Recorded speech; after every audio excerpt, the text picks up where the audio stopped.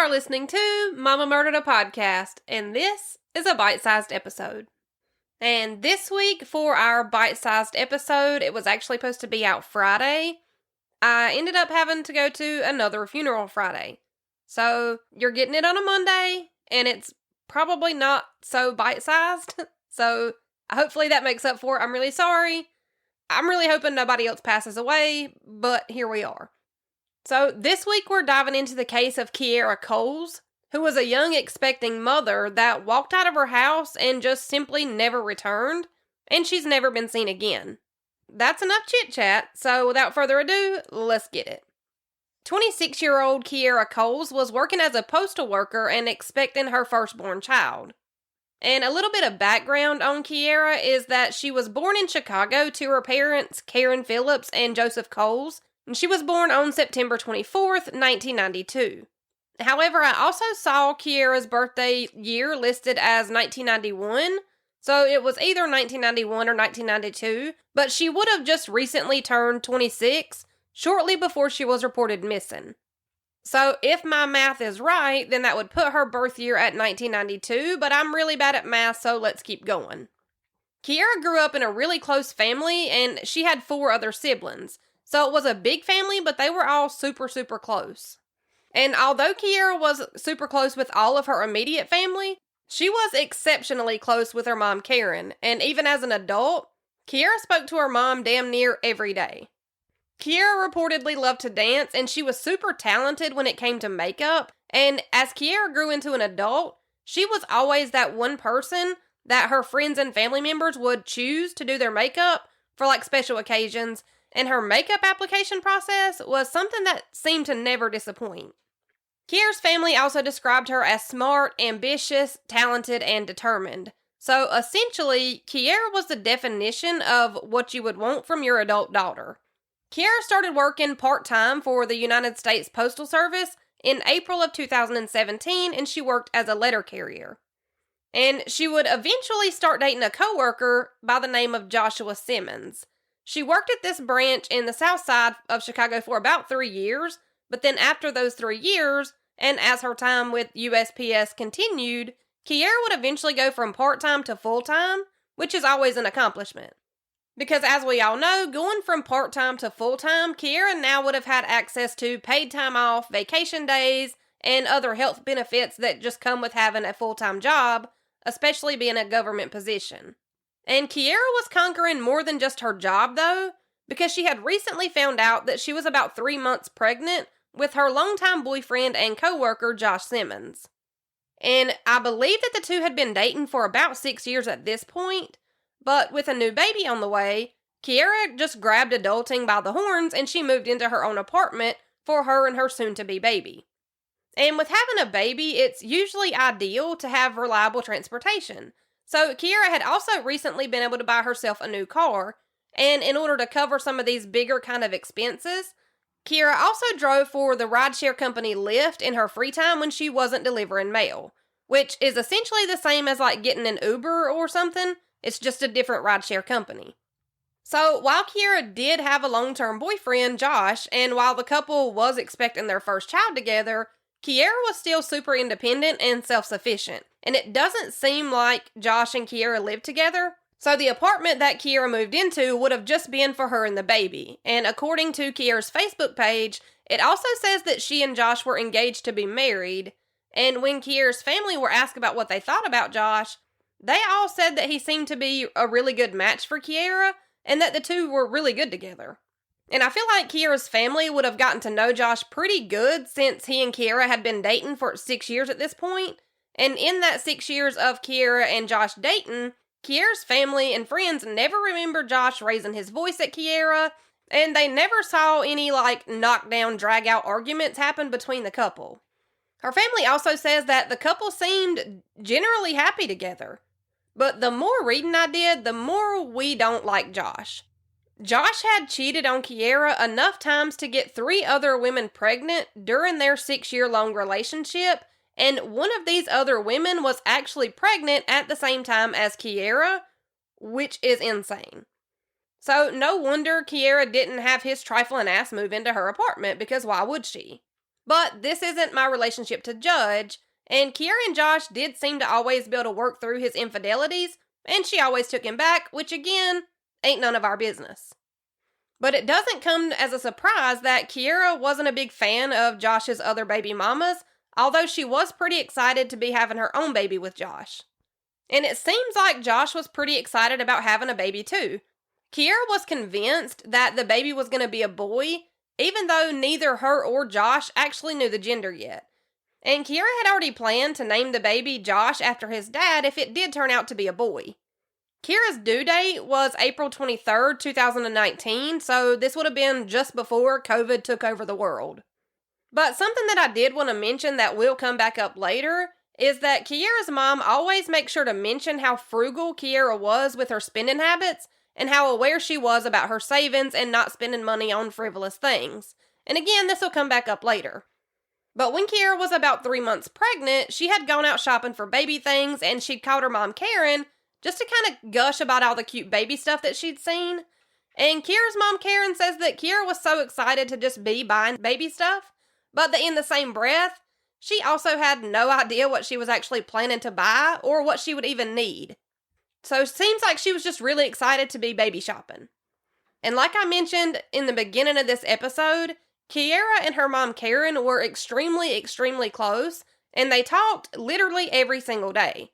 But when Karen didn't hear from Kierra on October 3rd, 2018, she kind of just assumed at first that maybe Kierra was taking a nap or resting because, well, pregnancy is hard. But then it was learned that Kierra also hadn't shown up for work on the day of October 3rd, 2018, and this is when her mom immediately became suspicious. For starters, Kierra and her mom talked every day, like I said. But secondly, Kierra wasn't just going to miss work without an actual legit reason for not going to work.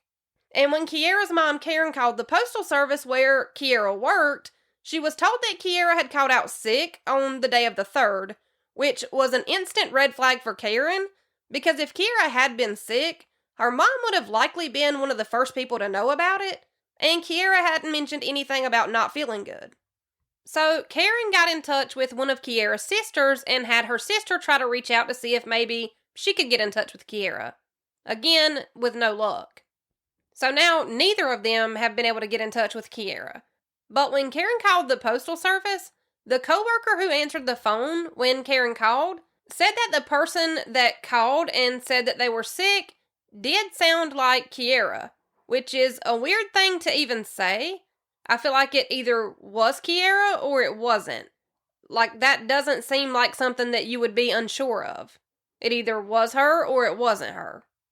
The day of October 3rd came and went, and October 4th rolled around, and no one had still been able to get in touch with Kierra. So Karen called Chicago Police Department to have an officer sent out to Kierra's apartment in hopes to have a welfare check done.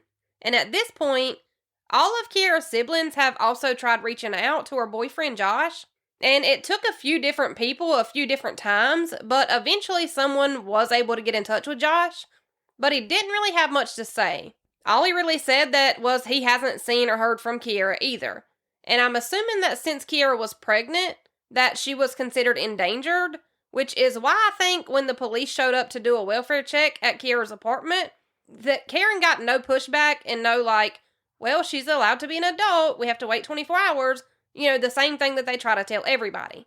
And I say that she may have been considered endangered because officers actually ended up taking down the whole ass apartment door when Kierra didn't answer the door. But Kierra's car was still parked close by the complex, and inside of the car, you could see Kierra's phone, but you could also see her purse in the car still too. And this was 2018.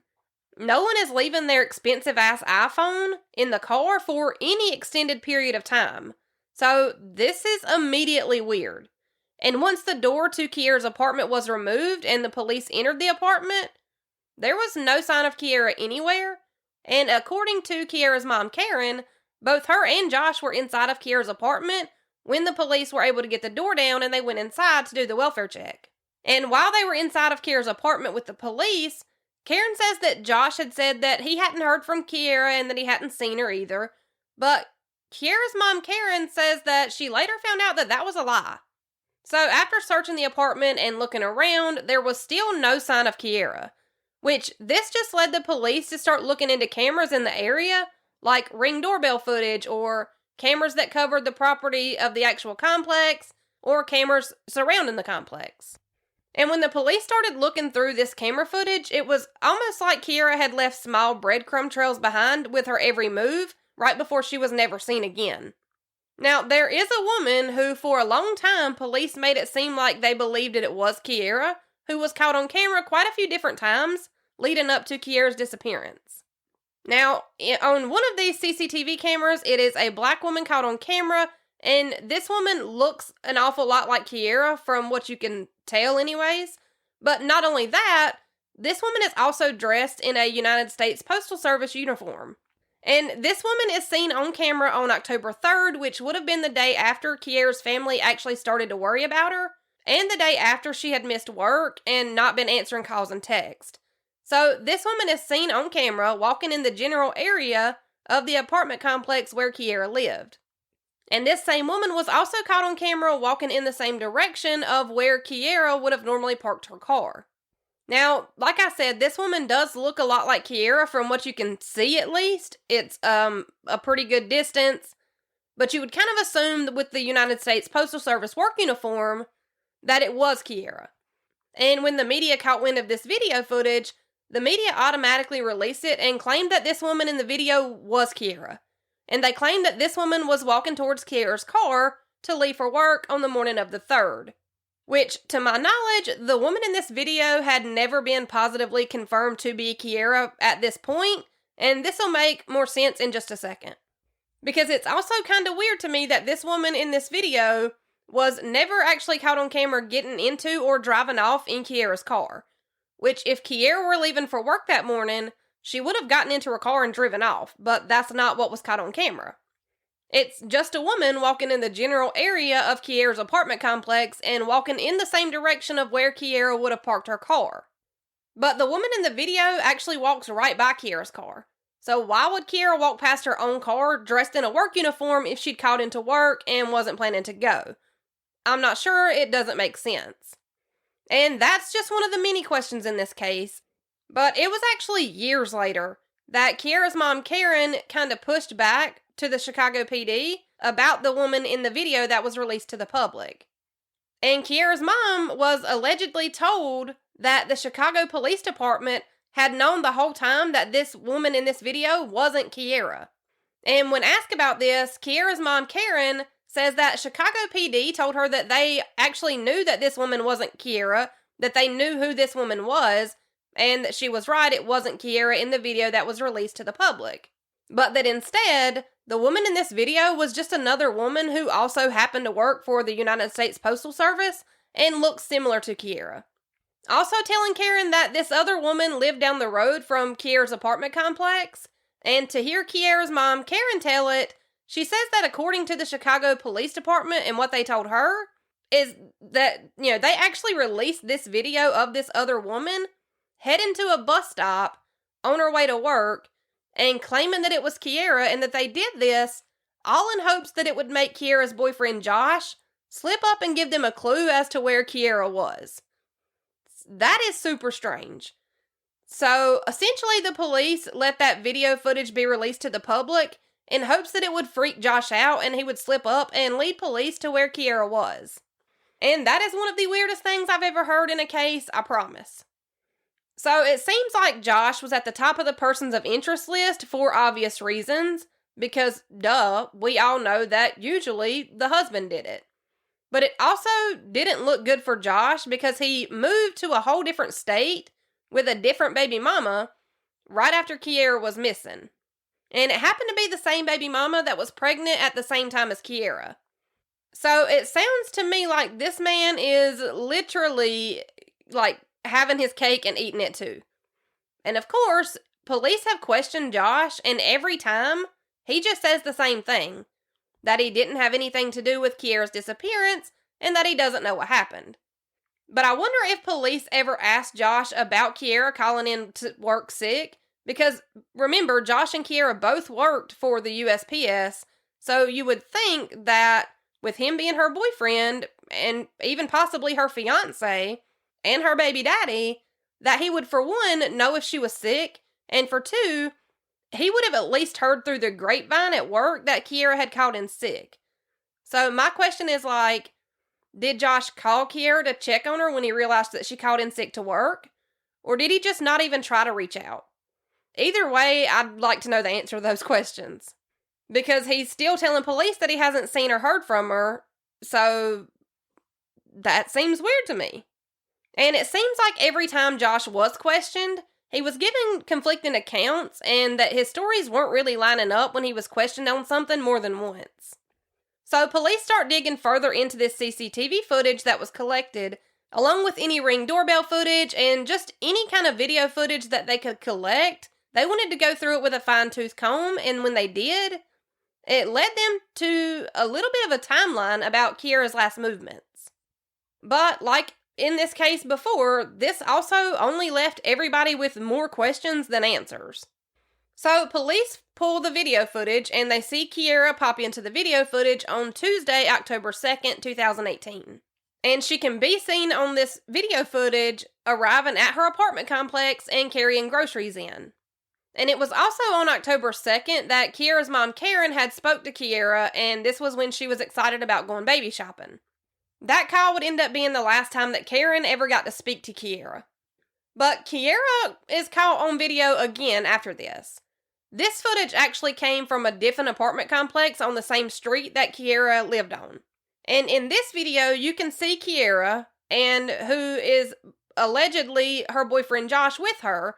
You can see Josh and Kierra leaving the apartment complex later on the same day on October 2nd, later on that evening. So if this man who was in the car with Kierra was Josh, then it kind of seems like he would have been the last one to have seen Kierra, which totally contradicts what Josh has said to police over and over again. Now from here, the next time that Kierra is seen on video, it was actually at a 24-hour Walgreens pharmacy later on that same night on October 2nd. Kierra is seen at 10:43 on October 2nd on a Walgreens security footage walking into the store alone. She walks in alone and she's seen at the ATM that's located at the front of the store right by the entrance and exits. And from here you can see that she withdraws $400. So Josh isn't seen with Kierra walking into the Walgreens when she walked in and withdrew $400 from the ATM. But on a different camera angle from outside of the Walgreens, you can see that Josh is still in the car with Kierra. Because when she walks out of the Walgreens and gets back into her car, she hands Josh the money that she had just withdrawn from the ATM. Now, this is when it's important to keep in mind what I said at the top of this episode. Kierra's mom is adamant that Kierra was really frugal with her spending and that she was always good about money management and prioritizing her savings. And, Kierra had only gotten more frugal and more cautious with her spending since she found out she was pregnant because, well, babies are expensive. So it doesn't really make a whole lot of sense to Karen as to why Kierra would have been pulling out so much money just to hand it right over to Josh. So from Walgreens, Kierra isn't seen on video footage or surveillance footage anywhere else at all. But her car, however, that's a different story. Because her car had been seen at 11:45 p.m. being driven by an unidentified man who is possibly, probably, allegedly, most likely Josh. And this footage of the car is actually from a different house on the same street as Kierra's apartment complex. The car's being driven by this unidentified man and it's caught on video at 11:45 p.m., which is an hour and 2 minutes exactly from the time that Kierra was seen withdrawing $400 from her account at the Walgreens ATM. But strangely enough, Kierra's car is actually parked down the road from her apartment complex, and a man gets out of the car after the car is parked. But this unidentified man who's seen driving Kierra's car didn't just get out of the driver's side like a normal person would. He instead climbs out of the car from the passenger seat, which is so weird to me. And the detective who was working on Kierra's case believes that the man got out of the car from the passenger seat so that he could readjust Kierra's driver's seat so that it looked like no one else had been driving it but Kierra. The detective essentially says that he thinks this man is trying to stage a crime scene, which is kind of what it sounds like. So you can't really see this man's face when he gets out of Kierra's car on the passenger side, But we can use our handy-dandy process of elimination, and we can deduce that if Kierra left her apartment that evening with Josh, which we now know to be true, then the only logical and reasonable thing to think is that the man who would be getting out of Kierra's car would be Josh, right? Okay, class, good job. Everybody gets a sticker. But it seems like whatever happened to Kierra happened within the time frame of 10:43 p.m. to 11:45 p.m., which, like I said, is an hour and 2 minutes. But it's also an important side note that the Walgreens that Kierra was seen on CCTV footage at was only a 5-minute drive from her apartment. So it wouldn't have taken an hour for Kierra and Josh to go to Walgreens, withdraw $400, and then drive back to Kierra's apartment. Now, they may have made some other stops on the way, but either way, Kierra would have still gotten out of her car once it was parked. So after this unidentified man gets out of Kierra's car from the passenger side, he can then be seen walking down the street a little ways and then getting into a completely different car and driving off. And Kierra's car had to have been parked in a pretty normal spot because once Kierra was reported missing, her car was spotted pretty quickly. But I'm almost thinking that this may be like trying to find like a parking spot in a city or like a city block. Like maybe Kierra's apartment complex didn't have assigned parking spots for each unit. So this may not be as big of a deal as what I'm thinking. But what is kind of a big deal is that there were no more movements on Kierra's phone or bank accounts or no new posts on her social media pages. And it said that Kierra was always posting on her social media pages. So none of this is adding up as far as like what the family considers normal behavior from Kierra. But that's really all there is on this case as of right now. There's only a handful of persons of interest. There's only one as far as I'm concerned. And I think the Chicago PD might want to get it together and do their job. This is a little insane that we can track her movements and who she was with, and there still hasn't been an arrest made. Kierra's family and friends have flooded the entirety of Chicago over the years with missing persons flyers, and they say that they'll do whatever it takes to bring Kierra and her unborn baby home. And while all of Kierra's family, friends, co-workers, and even complete strangers were all out searching the streets for Kierra, Josh never did join in on any of those search efforts, which is wild. But I guess it would be kind of hard to search for someone when you up and move to a whole ass different state right after one of your baby mamas disappears suspiciously. But I mean, what do I know?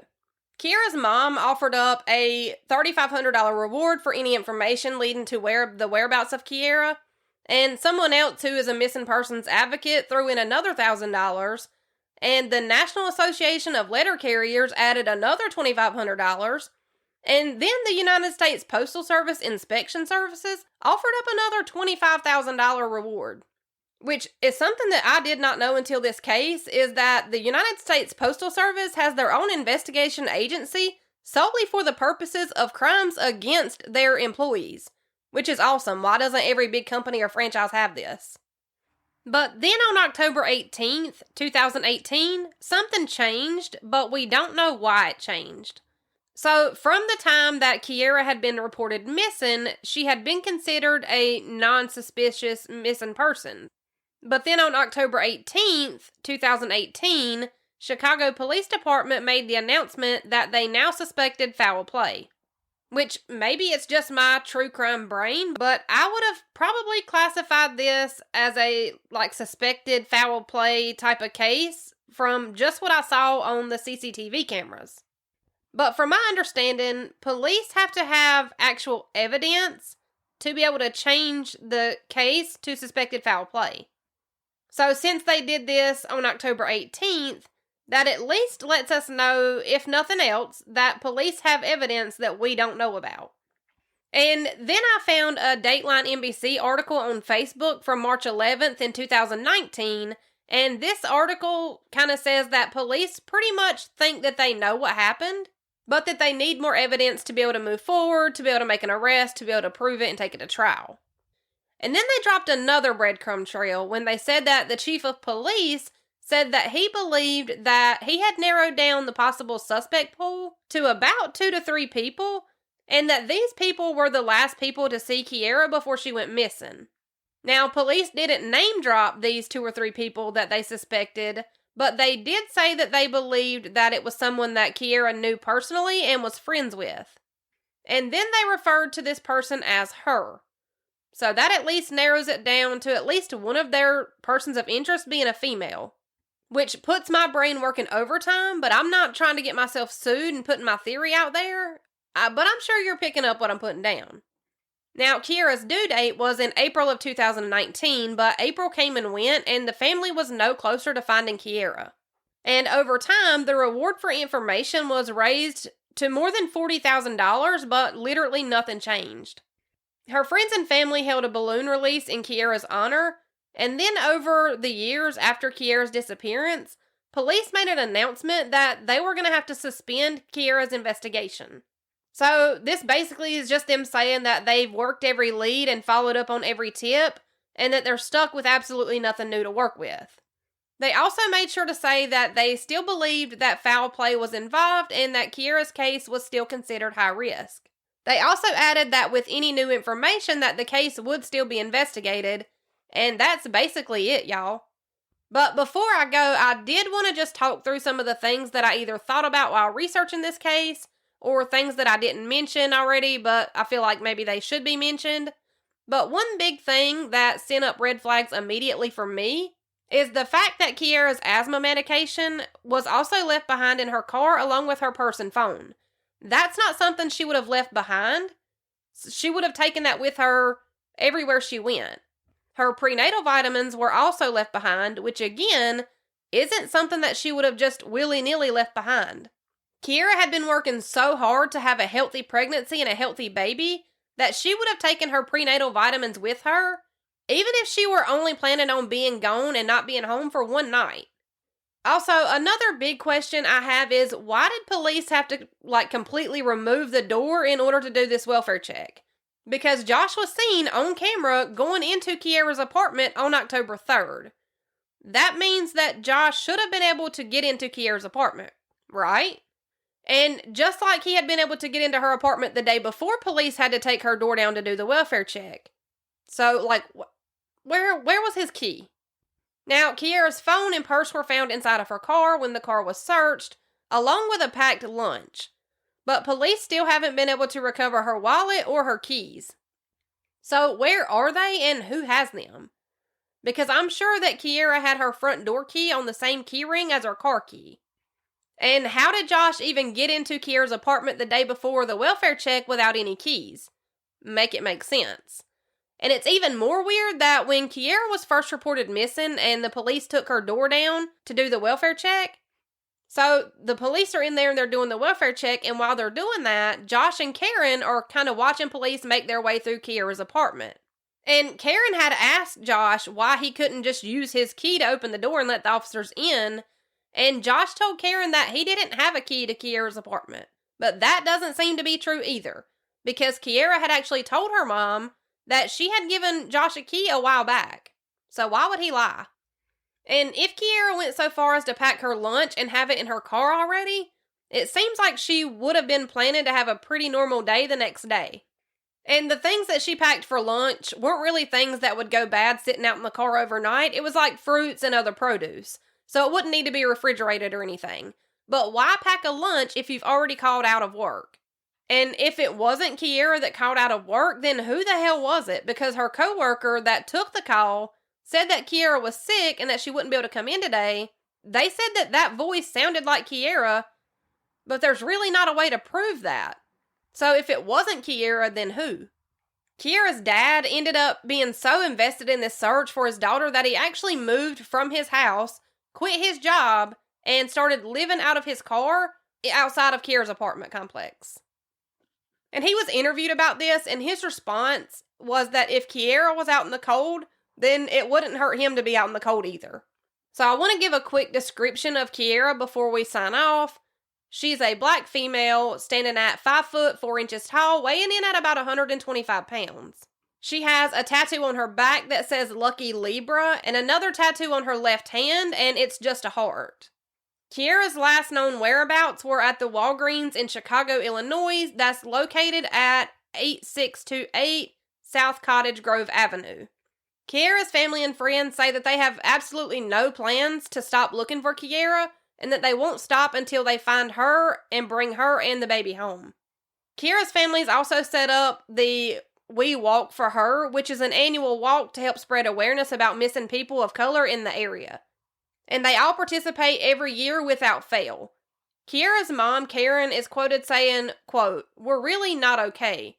It's not like I found my daughter, I buried her, and we know where she is." And I've never heard something more true in my life. And I think that's all I have for you this week. I'm really sorry that this was late and it didn't come out on Friday like I expected. But to just prove how scrambled my brain's been lately, at the beginning of this episode, I said that you were getting this on a Monday. Y'all, it's freaking Sunday. So, I mean, you'll still get your every other week episode. I'm just sorry it was late. Y'all just keep your fingers crossed, say a little prayer, send some good vibes, talk to the moon, whatever you do, send that my way, and just hope we don't have any more funerals and no one else passes away anytime soon. But with that, let's do it again. Same time, same place, 2 weeks from now. See you then. That's how my mama murdered a podcast. That's how my mama murdered a podcast.